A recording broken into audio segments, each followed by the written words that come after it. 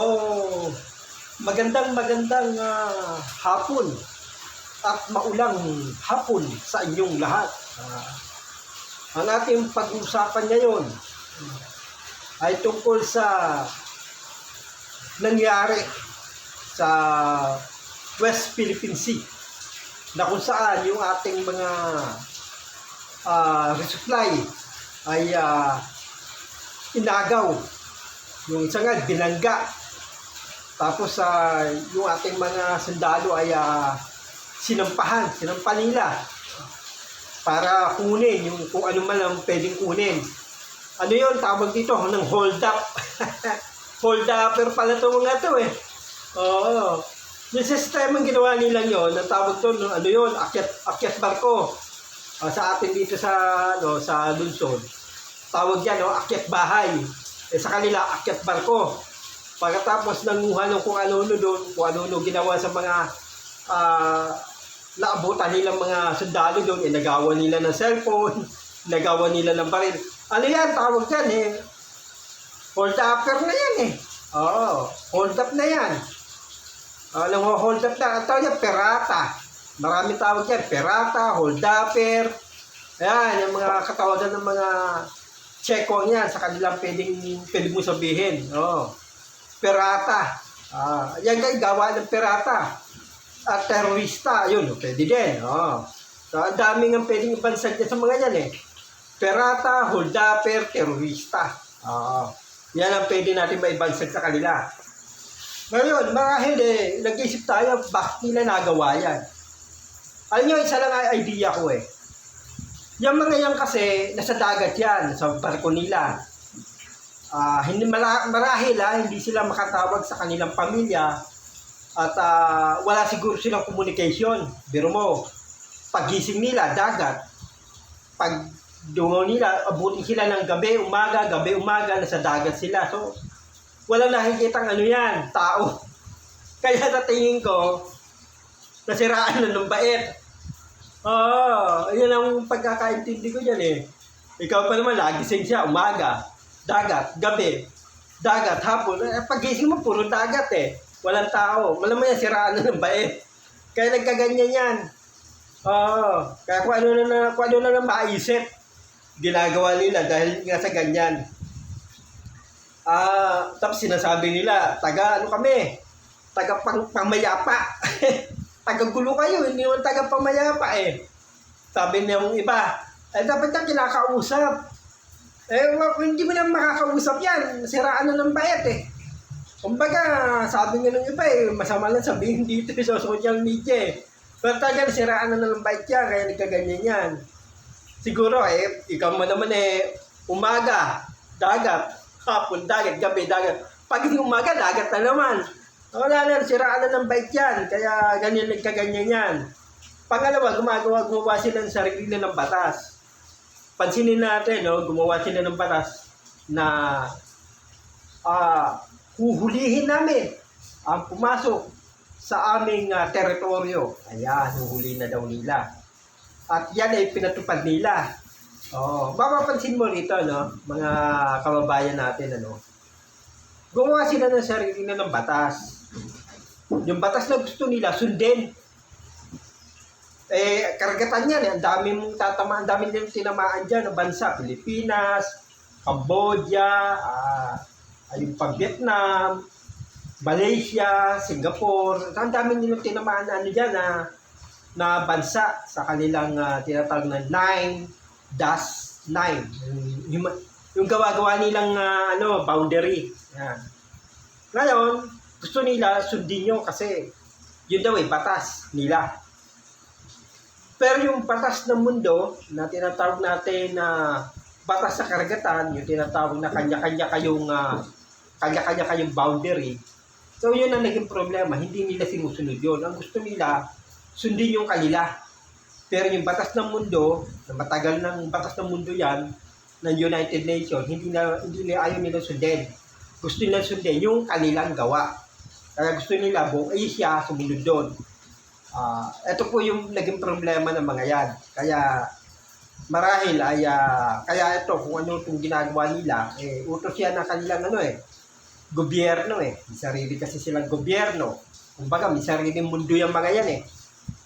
Ang mga yan, may sariling mundo na sa tingin nila, ito yung mundo namin.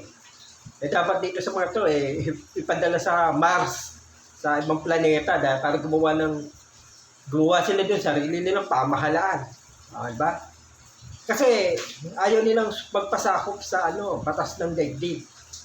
Gusto nila yung sarili nilang batas ang masunod. Eh may batas po ang daigdig eh. Pangalawa, signatory sila dyan. Pag sinabing signatory, isa sila sa mga dapat na nagpapatupad niyan. O kaya sumusunod yan. Pero hindi. May sariling batas yung mga tao yan. At sa tingin ko baka hindi yan yan ang kinatawan ng impyerno dito sa lupa eh. O baka, unang-una kasi wala naman Diyos yan. Kaya hindi kang kumikilala ng kapakanan ng tao, kapwa-tao. Yun. Walang kapwa-tao yan. Oo. Wala silang kapwa-tao, wala silang inintindi, kundi yung kanilang sarili, yung kanilang kapakanan, yung kanilang kaisipan na sa tingin nila, sa kanilang palagay ay imperial. No? Akala nila kasi panahon ngayon ng mga imperyo. Imperyo. Kumbira. Akala kasi nila panahon pa nga ng mga imperyo eh. Kaya medyo mataas ang kanilang simpatya na, kailangan kayo may maghari. Kasi ganyan ang mga imperyo eh. Ang gusto niyan, sila hari, sa ilalim nila, din silang pinaghaharian. Yan po yan. Kaya mabigat yung banat ng mga mga chekwang yan eh. Sa kanilang ginagawa eh. Pero yung masasabi natin, yung tunay na kalagayan ng mga yan, nasiraan na ng bait yan. Kaya nagkaganyan yan. Kasi kung matinong mga tao yan, hindi magaganyan yan. Kung matinong yung kanilang kaisipan. At wala sa ayos yung kanilang kaisipan eh. Dahil nga sa unang ngayon, alam mo naman yung kanilang ba sila, di ba? Sila ay komunista.